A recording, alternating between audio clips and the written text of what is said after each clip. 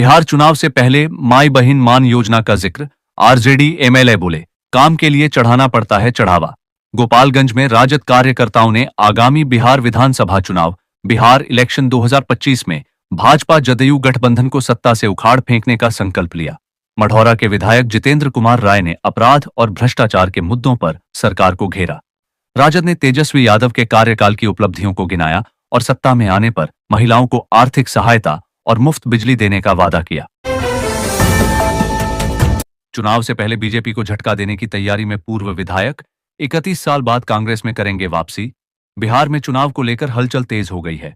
चंडी के पूर्व विधायक अनिल सिंह 31 साल बाद भाजपा छोड़कर कांग्रेस में वापस आ रहे हैं। वे पटना के सदाकत आश्रम में अपने समर्थकों के साथ कांग्रेस की सदस्यता लेंगे। अनिल सिंह पहले भी कांग्रेस के टिकट पर विधायक रह चुके हैं। विधानसभा चुनाव लड़ने की इच्छा के चलते उन्होंने यह फैसला लिया है। पुलिस को सुनाई कहानी तो छूट गया पसीना। नालंदा में मिली उत्तर प्रदेश की 4 लड़कियां। पड़ोसी राज्य उत्तर प्रदेश से बिहार में 4 लड़कियों को लाया गया। उन्हें यहां काम देने की बात कहते हुए एक व्यक्ति लाया था। कहा गया था कि उन्हें सूत काटने का काम दिया जाएगा, इसके बदले 4 से 5 हजार रुपए मिलेंगे। नालंदा लाकर युवतियों को नचवाया जाने लगा। खेलो इंडिया यूथ गेम्स। बिहार के लड़कों ने कबड्डी लीग मैच में गोवा को रौंद सबको चौंकाया। खेलो इंडिया यूथ गेम्स में बिहार बालक कबड्डी टीम ने गोवा को 74 अंकों के विशाल अंतर से हराया। राजगीर में हुए इस मुकाबले में बिहार ने 88 अंक बनाए, जो कि एक रिकॉर्ड है। इस जीत के साथ बिहार टीम ने अंडर 18 बालक वर्ग में अपनी प्रबल दावेदारी पेश की है। वहीं एक अन्य मैच में राजस्थान ने छत्तीसगढ़ को 10 अंकों से पराजित किया। नीतीश कुमार के गांव से प्रशांत किशोर करने जा रहे धमाकेदार शुरुआत। जन्नत सुराज ने चला सियासी दांव। प्रशांत किशोर बिहार के मुख्यमंत्री नीतीश कुमार के पैतृक गांव कल्याण बिघा से हस्ताक्षर अभियान की शुरुआत करेंगे। यह कार्यक्रम 11 मई से शुरू होगा। इसे अभियान विधानसभा चुनाव के लिए जनता की अदालत में जाने का बिगुल माना जा रहा है। इस दौरान घर घर जाकर सरकार की योजनाओं के लाभ का पता चलेगा। आम और लीची किसानों की बढ़ सकती है टेंशन।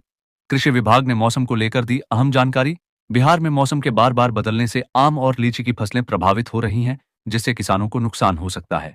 हर सप्ताह आंधी और बारिश से आम की फसल को नुकसान हो रहा है, वहीं लीची की फसल भी प्रभावित हो रही है। कृषि विशेषज्ञों के अनुसार यदि मौसम ऐसा ही रहा तो आम और लीची के उत्पादन में गिरावट आ सकती है। फर्जीवाड़े से जमीन को करना चाहते हैं सेफ, तो आज ही कर लें ये काम। जानें पूरा प्रोसेस। पटना जिले में जमीन के फर्जीवाड़े को रोकने के लिए 13 लाख से अधिक जमाबंदियों को आधार से जोड़ा गया है। सर्वे के बाद 17 लाख से ज्यादा जमाबंदी पाई गई हैं, जिनमें से बाकी को आधार से जोड़ने का काम जारी है। ग्रामीण क्षेत्रों में आधार सीडिंग की प्रक्रिया तेजी से हो रही है, जबकि शहरी क्षेत्रों में उदासीनता दिखाई दे रही है। अब से इन पदों पर नौकरी पाने के लिए अनुभव भी जरूरी। नीतीश सरकार ने बदल दिया नियम। बिहार सरकार ने स्वास्थ्य विभाग के तहत औषधि नियंत्रण प्रयोगशाला तकनीकी संवर्ग में नियुक्ति के नियमों में बदलाव किया है।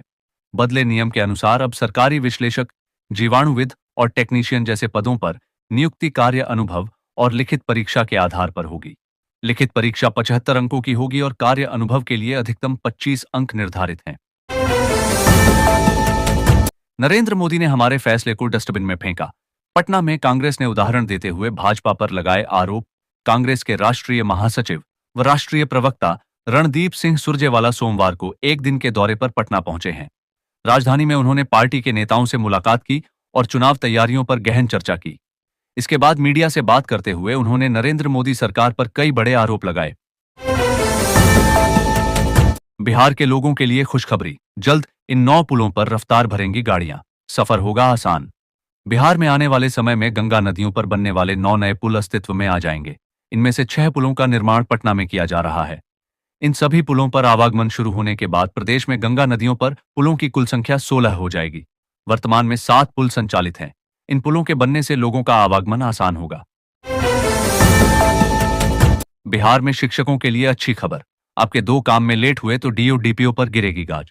बिहार में शिक्षकों के वेतन और सेवांत लाभों के भुगतान में देरी पर शिक्षा विभाग सख्त हो गया है।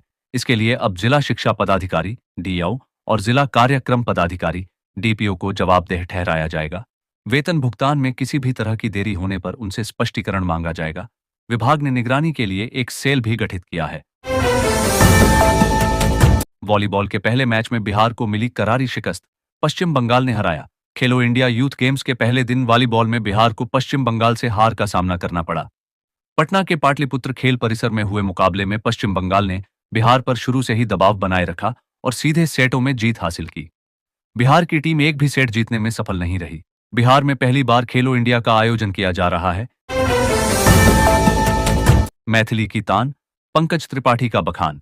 उद्घाटन समारोह में खिली समृद्ध बिहार की मुस्कान। खेलो इंडिया यूथ गेम्स 2025 का पाटलिपुत्र में भव्य शुभारंभ हुआ। मैथिली ठाकुर के संगीत और पंकज त्रिपाठी के भाषण ने बिहार की समृद्ध संस्कृति को दर्शाया। युवाओं और दर्शकों से भरे मैदान में कला और संस्कृति का संगम दिखा। इस आयोजन में बिहार की विरासत और विकास को उजागर किया गया। देश के ख्याति प्राप्त कलाकार तौफिक कुरैशी, विक्रम घोष, प्रवीण गोखंडी ने भी कार्यक्रम में प्रस्तुति दी। बिहार के 8 जिलों में बारिश और तूफान बरपाएंगे कहर, आईएमडी का ऑरेंज अलर्ट। प्रदेश के मौसम में लगातार बदलाव जारी है। एक ओर जहां कई जिलों में बारिश का सिलसिला जारी है, वहीं दूसरी ओर गर्मी ने भी अपने तेवर दिखाने शुरू कर दिए हैं। रविवार को प्रदेश में पूर्वा के प्रभाव से लोगों को उमस भरी गर्मी का सामना करना पड़ा। वहीं मौसम विभाग ने आगामी 7 मई तक कई जिलों में आंधी तूफान के साथ बारिश की संभावना जताई है। मतदाताओं को इस ऐप पर मिलेंगी 40 से अधिक सुविधाएं। चुनाव आयोग ने दी नई जानकारी। चुनाव आयोग ने नई जानकारी दी है। भारत निर्वाचन आयोग मतदाताओं, राजनीतिक दलों और चुनाव अधिकारियों के लिए एकीनेट नामक एक नया ऐप लॉन्च करने जा रहा है। इस ऐप में 40 से अधिक सुविधाएं होंगी, जिससे उपयोगकर्ताओं को चुनावी जानकारी आसानी से मिल सकेगी। ज्ञानेश कुमार ने इस डिजिटल पहल की परिकल्पना की थी। यह ऐप चुनाव प्रक्रिया को सरल बनाएगा। पीएम नरेंद्र मोदी ने बताया बिहार के वैभव सूर्यवंशी के टैलेंट का सीक्रेट। खेलो इंडिया यूथ गेम्स का किया आगाज। बिहार में पहली बार खेलो इंडिया यूथ गेम्स का रविवार को आगाज हो गया। पटना के पाटलिपुत्र खेल परिसर में प्रतियोगिता का उद्घाटन किया गया। इस अवसर पर प्रधानमंत्री नरेंद्र मोदी ने वीडियो संदेश से देश को संबोधित किया। उन्होंने समस्तीपुर के 14 वर्षीय क्रिकेटर वैभव सूर्यवंशी की भी प्रशंसा की। बिहार चुनाव से पहले जेडीयू को बड़ा झटका। आरजेडी में शामिल हुए एक और बड़े नेता। बिहार चुनाव के पहले नीतीश कुमार की जदयू को बड़ा झटका लगा है। कोसी स्नातक क्षेत्र से जदयू के प्रत्याशी रहे नेता ने अपने समर्थकों के साथ राजद की सदस्यता ग्रहण कर ली। राजद कार्यालय में आयोजित समारोह में जयप्रकाश नारायण यादव और आलोक कुमार मेहता ने सामाजिक न्याय की लड़ाई को मजबूत करने का आह्वान किया। स्कूलों में पीटीएम को इंप्रेसिव बनाने के लिए बिहार सरकार का नया प्लान। यहां देखें पूरा कैलेंडर। बिहार के शिक्षा विभाग ने पीटीएम के लिए वार्षिक कैलेंडर जारी कर दिया है। ऐसा इसलिए हुआ है क्योंकि देखा गया है कि स्कूलों में पीटीएम अलग अलग तरीके से आयोजित हो रहे हैं। पीटीएम को और अधिक कारगर व प्रभावी बनाने के लिए वार्षिक कैलेंडर विकसित किया गया है।